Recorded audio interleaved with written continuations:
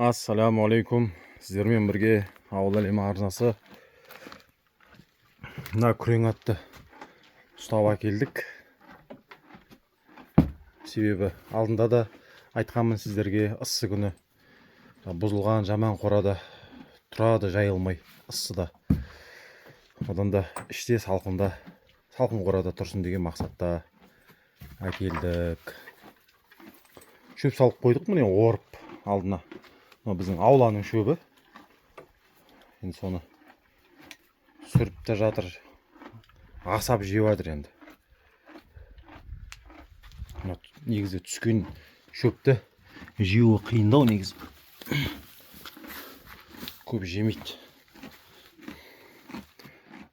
Енді бұйырса шидер салу керек. Қалай болады екен, шидер келе ме, келмей ме? Сол мақсатта да әкелдік осына. Себебі міне көріп тұрсаңыздар, қажаған алдыңғы аяғында, артқы аяғында, артқы аяқтарында жақыннан барсаңыздар, артқы оң жақ аяғын қажаған көріп тұрсаңыздар. Қазір көрсем, жақындатып көрсең қалай болады екен, жақындай ма, жақындамай ма? Міне қарасаңыздар, қажап тастаған міне.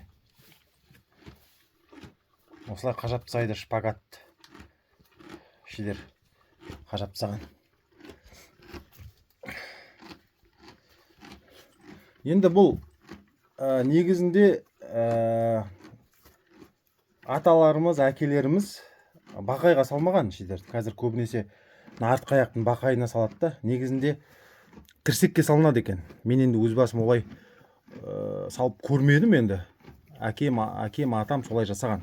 Тірсекке шидердің артқы балағын сол тірсекке тағады екен. Ал енді алдыңғы аяқтарында бақайда тұрады мына жерде. Артқы аяқта тірсекте тұрады екен шидер.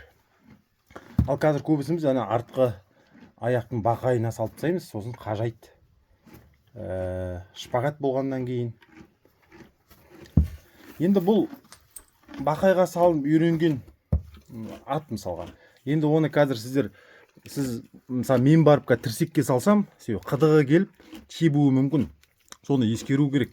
Жалпы ат үйреншікті нәрсеге үйреніп қалғаннан кейін оған жат жерін ұстасаңыз тебуі мүмкін, мінез танытуы мүмкін. Сондықтан да енді бүкке салып барып артқы аяғын тірсегіне артқы балақты тағамыз деген ойдамын. Бұл менің жеке ойым енді. Мүмкін теппеуі де мүмкін. Бірақ сақ болған жөн. Ол ойнайтын нәрсе емес, жылқы малымен, атпен ойнайтын. Сондықтан да бұл әлі төселмеген, сондай ат жас 3 жасар. Әлі мініліп та қарық қылып атқан жоқ. Осылай көреміз қалай болатын. Қазір кешке жіберерде шидер салып жібереміз. Міндетті түрде видеосын салатын боламын. Енді бос жүрді, бана шаққа ұстады, 2 адам болып ұстадық. Бос жүріп, жаңа қорада жүр екен, жаман қорада. Қалай болады екен.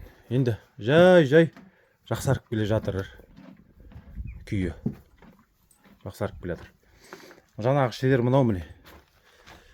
Мына артқы тиегін ауыстыру керек. Мына тобылғысымен әлі тұрды. Себебі тобылғы ондай қатты бір сым темірге қарағанда әлсіздеу сияқты. Мынау мықты міне. Осылай. Сосын малға барып қайту керек. Осы атпен, күрең атпен. Жүрісі барлығы жаман емес. Шабысы малға айырғанда бәрі жақсы. Көңілді жүреді, ондай қатты. Сосын үркей бермейді әр нәрседен. Өте үркек аттар негізі ол жақсы емес қой негізі. Құлақ қалуыңыз мүмкін. Алдағы уақытта сіздерге бір видео бар. Атқа міну туралы видео түсіремін. Себебі қазір жаз басталғаннан кейін көп адамдар, атқа қатысы жоқ адамдар, атқа міну орталықтарына барып неше түрлі қайғылы жағдайлар болып жатыр, құлап жатыр. ерлері ауып кетіп жатыр. Сол мақсатта алдағы уақытта видео түсіремін. Пайдалы болады деген үміттемін, өте қызық болады деген.